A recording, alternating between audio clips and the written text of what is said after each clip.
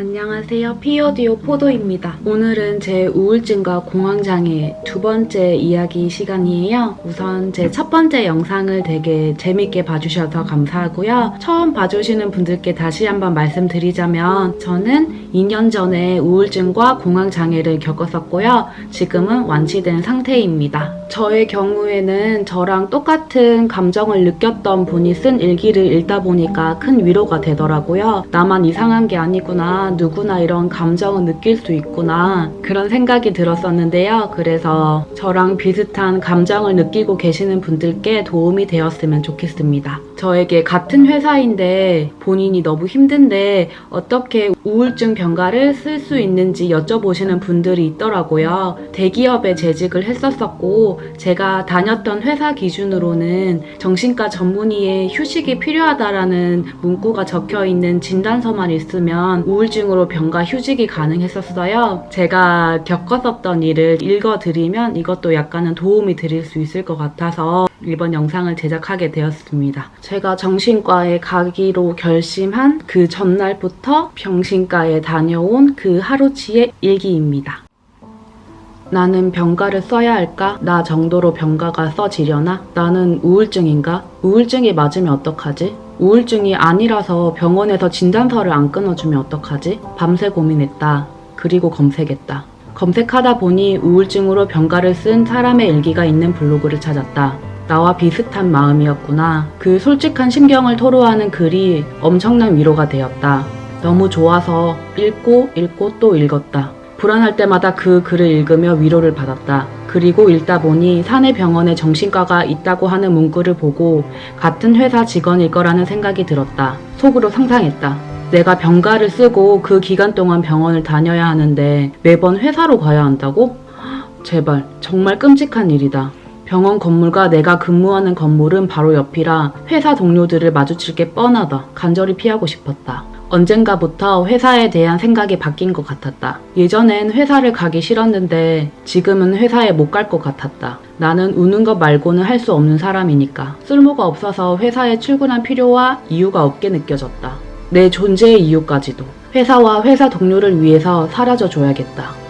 우울증 약을 종종 복용하는 동기 언니에게 정신과에 대한 자문을 구했다. 나 스스로 자각하고 병원에 간다는 것 자체만으로 나에겐 개선 의지가 있는 것이니 빨리 나을 수 있을 거라며 위로해 주었다. 하지만 그 말은 믿기 힘들었다. 당장 죽을 것 같았다. 그리고 의사 선생님이 중요하다고 했다. 의사 선생님과 궁합이 별로면 다른 병원에 가보는 게 중요하다고 알려주었다. 아, 정신과이기 때문에 더더욱 사람이 중요하겠구나. 정신과 관련된 정보는 검색하기가 어려웠다. 모두 인터넷에 오픈하는 걸 꺼려하나 보다. 하긴 나도 정신과에 있는 사람들을 이상하게 생각했으니까. 집에서 가깝고 수원 지역에서 추천수가 높은 정신과 병원을 찾았다. 오픈 시간은 9시 30분. 밤새 그 시간만을 기다렸다. 그리고 간절했다. 지금 내 상태를 아주 잘 설명해야 한다. 그래야 내가 나를 죽이지 않을 수 있고 또 업무로부터 멀어질 수 있으니까. 그래서 더 초조했다. 진단서를 위해서 내 병이 커지기를 바라기도 했고 나의 건강을 위해 아무것도 아니길 바라는 이중적인 마음이었다. 밤새 울면서 극도로 손발이 차가워지고 식은땀이 나는 시간을 보냈다. 오전 8시 40분, 결전의 시간이다. 나를 세상으로부터 지켜줄 사람을 만나러 갈 시간이다. 그 병원은 전화 예약이 안 되고 현장 대기순이라고 했다. 차분히 운전했고 적당히 주차를 하고 병원 문을 열었다. 다행히 내가 1등이었다. 이제 의사 선생님만 오면 나아질 거다.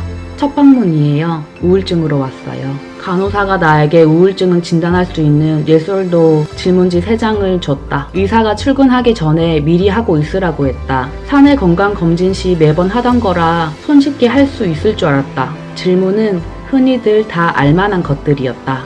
나는 감정을 주체할 수 없다. 나는 실패했다. 집중력, 학습 능력이 저하되었다. 나는 쓸모없다. 죽음 또는 자살을 반복적으로 생각한다. 우울증 테스트지를 답변하면서부터 다시 울기 시작했다. 밤새 울었는데 또 눈물이 났다. 우울감을 느낀 적은 있었지만 저 질문지에 모두 예스를 한 적은 없었다. 나는 정말 우울증이 맞나 보다. 받아들이기 너무 싫었고 내가 너무 나약하고 그런 내가 혐오스러워서 울었다. 질문 하나하나가 내 속내를 들키는 것 같았고 내 감정과 정면으로 마주보고 싸우는 것 같아서 질문을 읽고 동그라미 표시하는 것조차 힘겨웠다. 그리고 계속 울면서 대기했다. 초면인 사람들이 대기 중인 장소에서 체면을 위해 울음을 그칠 수 있는 힘도 없었다. 정신과 대기 환자 중에서 나만 계속 울고 있었다. 다들 나를 이상하게 생각하겠지? 정신과 환자 중에서 내가 제일 심각하게 느껴졌다. 나는 너무 힘들고 벅차. 감당할 수가 없어. 흘러넘치는 이 감정의 본물을 주체할 수가 없어. 의사 선생님이 오셨다. 나는 잘 설명해야 한다. 그래야만 내가 살 수 있다고 생각했다. 자초지정부터 다 설명하기 위해서 엄청난 노력을 기울였다. 계속 울고 있었고 숨이 가빠오기도 했지만 내가 밤새 기다려온 시간이다. 난 의사 선생님을 설득해야 된다고 생각했다. 어떤 이야기를 내가 했는지는 기억이 잘 나지 않는다. 하지만 마지막에는 이런 이야기를 했다. 선생님, 저는 사무실에서도 계속 울어요. 근데 옆자리에 차장님이 울 거면 집에 가래요. 눈물을 멈추지 않으니 나는 우는 상태에서도 일을 해내고 싶어요. 어려운 일이 아닌 걸 아는데 어떤 일도 할 수 없어서 계속 울어요. 해야 할 일이 너무 많아요. 근데 자리에서 울지 말래요. 선생님, 저 회사 안 가게 해주세요. 나는 웃는 것 말고 할 수 있는 게 없어요. 회사엔 내가 필요 없어요. 저 진단서 좀 써주세요. 그녀는 나에게 진단서는 못 써준다고 했다. 진단서는 법적 효력이 있는 문서라 초진인 나에게 써줄 수 없다고 했다. 대신 거의 동일한 정보가 기입되는 의사 소견서를 써주셨다. 이걸로 병가가 불가능하면 다시 찾아오라고 하셨다. 정말로 고마웠다. 나의 구세주였다. 그런데 고맙다고 인사를 하고 나왔는지는 모르겠다. 그녀와 마지막 만남이었는데 나에게 용기를 내서 병원에 온 것만으로도 잘했다고 칭찬해준 사람이었는데 진료실을 나와서 소견서와 약 처방전을 기다렸다. 나는 계속 울었다. 내가 할 수 있는 최선이었다. 처방전을 받고 울면서 약국으로 갔다. 울음을 그치는 것 진작에 포기했다. 다만 호흡 곤란을 동반한 울음만 아니면 된다. 약을 받았고 또 집으로 왔다. 그리고 약을 먹었다. 이제 나는 병가를 쓰기 위한 결심과 서류까지 다 준비했다. 절차만 밟으면 된다. 이것만 더 하고 좀 쉬자. 죽지 말자. 내가 나를 죽이지는 말자. 이런 생각을 하게 되다니 난 정말 미쳤나 보다. 받아들이기 너무 싫은데 받아들일 수밖에 없는 생각들이 내 머릿속을 장악하고 있었다.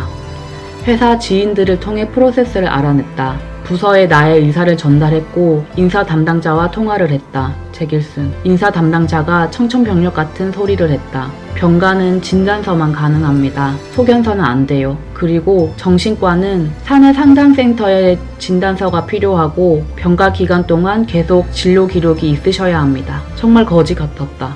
내가 병가 기간이라도 회사에 안 가려고 얼마나 어젯밤 열심히 병원을 검색하고 오전에 병원에 다녀왔는데 내가 얼마나 힘들게 의사 선생님에게 설명을 했는데 나보고 그걸 또 오라고? 정말 지긋지긋했다. 특히 나 자신이 지긋지긋했다. 인사 담당자와 통화하면서도 계속 울었다. 전화 너머로 걱정해주는 목소리가 들려왔지만 나는 괜찮다는 인사치레나 울음을 그치는 건 해줄 수가 없었다. 그때 나는 인사 담당자가 너무나 미웠다. 내가 쉬겠다고 결심하는 데까지 걸렸던 불안한 고민의 시간을 무시당했다.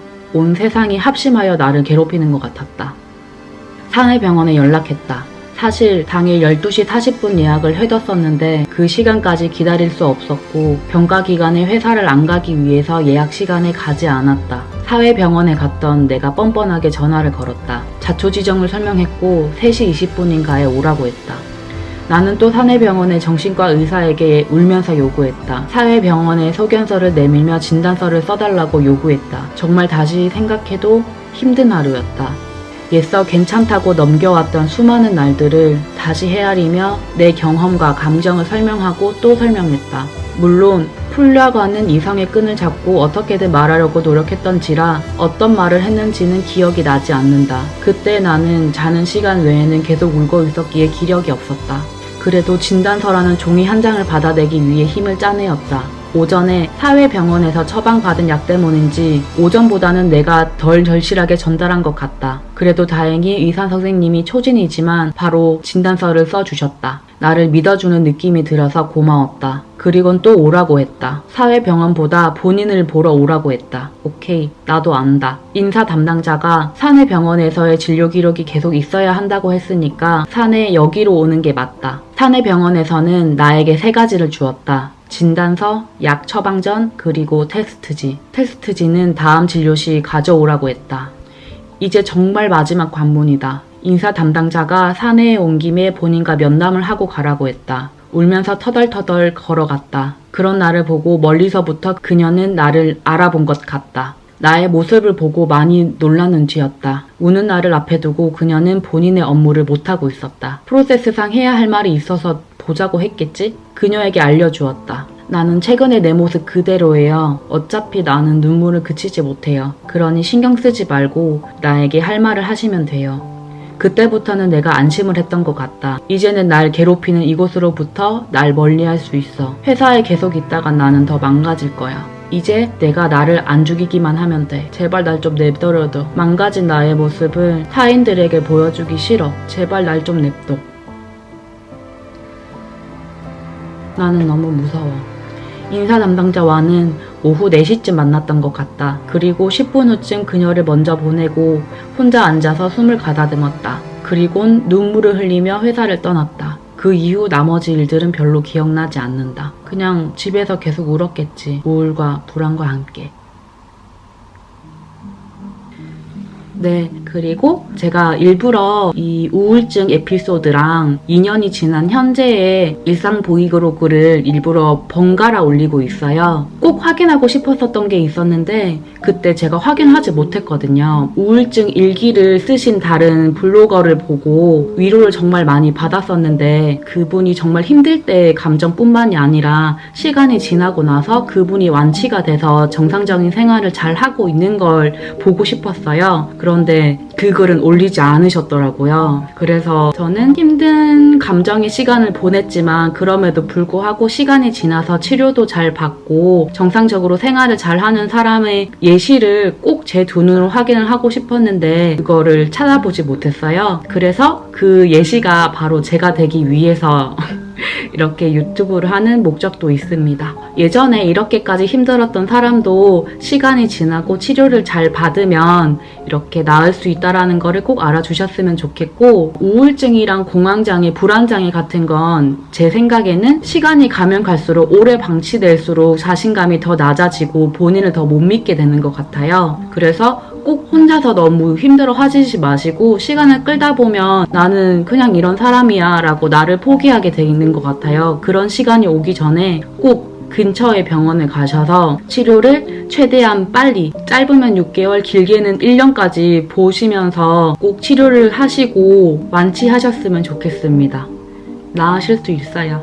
화이팅! 화이팅!